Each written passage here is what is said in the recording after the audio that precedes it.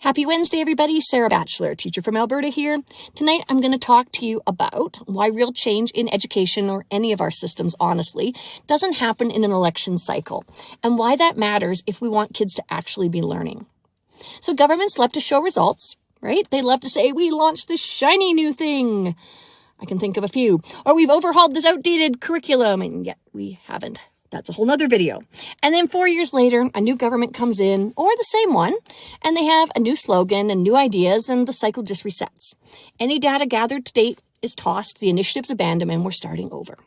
Again. But education isn't like a political campaign. You don't fix it with a 4-year action plan. You don't even see the real results of some of these policies for many, many years, sometimes until kids are adults. And yet, we keep trying to solve long-term problems with short-term PR solutions. Let's take one issue that's sort of outside of education but greatly impacts education, and one basic need, and I do mean basic, food. Right now, more than 1 in 6 kids in our province don't have enough to eat. They're living with food insecurity. That means that there are thousands of kids across our province showing up to school hungry. In my school with over 1,000 kids, I'm thinking I count to 4 for a living. I'm not great at math, but that's like 175 to 200 students who are not hungry or not fed. They're not distracted because they can't learn. They're distracted because they're hungry. And that matters, not just because it's morally outrageous, but because it makes learning nearly impossible. I'm going to talk to you real quick about 2 guys named Bloom and Maslow, and I'll do another video on them later. But Bloom, in a nutshell, talks about how to get best the problem-solving skills in kids, how to develop questions that encourage critical thinking. The problem is we can't do anything like that without Maslow first. And Maslow stated that unless a child's basic needs are met, things like food, safety, stability, the brain isn't even available for learning. We're stuck at this Paleolithic, right, where we're not even getting up to cognition. So if I want my students to learn, they need to be fed. Now, why aren't they? This isn't a school problem. This is bigger. They aren't because wages haven't kept up with the cost of living. I mean, I'm a teacher, and I still have to ask myself if I can afford to buy grapes every week.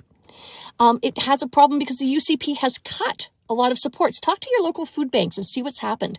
They've created complex hoops for families to access these supports, which weeds out a bunch of people who are not English speakers first, right? There's been supports from the Family Support for Children with Disabilities, FSCD, that have been cut. Some of this is federal, so we actually can get grumpy at the federal government for this one because they cut Jordan's Principle, which literally funded thousands and thousands of EAs in our province. But instead of stepping up with part of that $1.4 billion gas surplus. Thank you, oil and gas. I do love you. The provincial government responded by saying, well, if the federal government's going to give you this extra $200 tax credit, even though they cut other things, we're going to take that $200. So they are getting $200 less a month for groceries, rent, and that's affecting some of our most vulnerable citizens when we have over $1 billion surplus. And then, so where's this $200 going that they're clawing back from people like my own daughter? I mean, she lives on AISH because of her disabilities. Where's the money going? Well, it's not going into healthcare, mental health, addictions. It's not going into education. And yet we have billions sitting in the bank because, thank you, oil and gas. You guys do a great job. Now we'd like to keep the kids in the province learning so they can work in your industry. We know what happens when kids come to school hungry, and it's not about learning outcomes. It's not about getting our test scores better.